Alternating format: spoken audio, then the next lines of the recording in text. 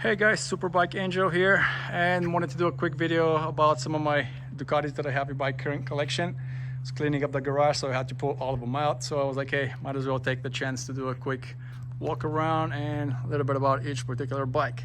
So obviously the latest greatest is the 2023 V4 SP2. Just got this bike probably about 2 months ago or so. Has about 500 miles on it so far. Actually just came back from a ride.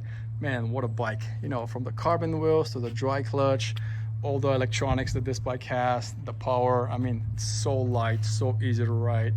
It's incredible. Obviously you can see how far bikes in general have come along, and obviously Ducati as well.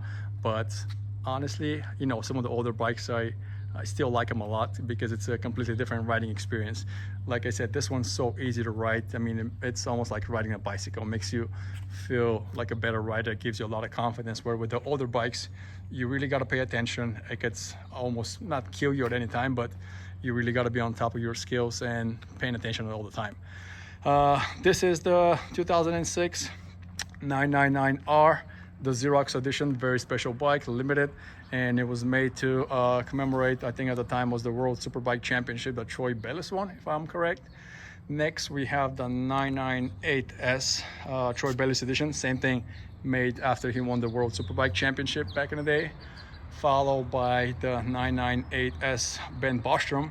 This is actually a very cool bike, special because it's completely built. The engine was completely done. I believe it was dynoed to close to like 145 horsepower to the wheels, 57 millimeters titanium exhaust. Show you some cool parts on it. Magnesium triple top and bottom, and also magnesium swing arm. So like I said, the previous owner of this bike went out completely, spent a ton of money on it. The bike currently has only 720 miles.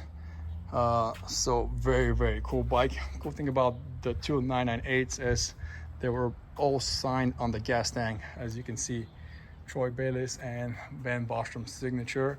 This one was one of 155 made for the US market. The Euro version was a little bit different because it had the better engine, but it did not have the carbon fiber side fairings. Same thing with the Bayliss. You know, the US version has the base 998 engine, but it has carbon fiber, obviously, fairing, and this particular one actually has the magnesium wheels on it. This is the one that I ride quite a bit currently. I think about almost 5,000 miles. This one, like I said, 700 and so miles, followed by the 996 SPS. This is the 2001, the last year that it was produced, with the O-lanes in the front. I mean, this is not almost, but this is pretty much a race bike that they produced back in the day. And don't quote me on this, but I believe they were actually not supposed to be sold for the streets or just as a full-on race bike, but obviously came with the lights, had a VIN number, so a lot of people were able to register them. So that's the story on them. And last but not least, we have the one that kind of started it all for me, at least, the 916. This is the Varese version. Back in the day as a kid, when I saw this bike, I was like, whoa, what is this? I mean, completely different from the Japanese bikes. And when I grew up and I was able to get my hands on one, I actually jumped on it right away. Interesting story, I purchased this bike from a friend of mine. It was including the 916 Varese and the 999R. Both of them came from the same person. So this is, as I said, this is my collection right now for the most part, for all the bikes, starting from the 916 all the way to the V4S. There's a couple other bikes in the garage. There's another Bostrom, another Bayliss, and a 916 Senna. Didn't feel like pulling those out, but that's them. And also, if you guys want to see some other Italian bikes, not Ducatis, there's a couple of the MVs that I currently have. Let me know what you guys think. Comment below. Are you more of an MV person or a Ducati person? You know, it's really hard to pick. It's kind of like Ferrari and Lamborghini, both Italian brands, both very special. So I don't know, I can't really go wrong with either one. But this is my MV collection here. This is basically first generation F4 bikes. 2007 Senna, one of 300 ever made. I do ride this one quite a bit as it has almost currently close to 9,500 miles. Very special bike, very fast bike. Followed by the 2005 Ago for Giacomo Agostini, also one of 300 ever made. Super cool bike, you know, traditional MV colors, silver and red, with the big number 1 on the side. And last but not least, this is the 2000 F4 Oro. This is actually the first bike that MV produced when it was kind of resurrected back in the late 90s. I think this bike was initially unveiled in 97, if I'm correct, at the bike show, and it sold out right away. And the price of this bike at the time was $40,000.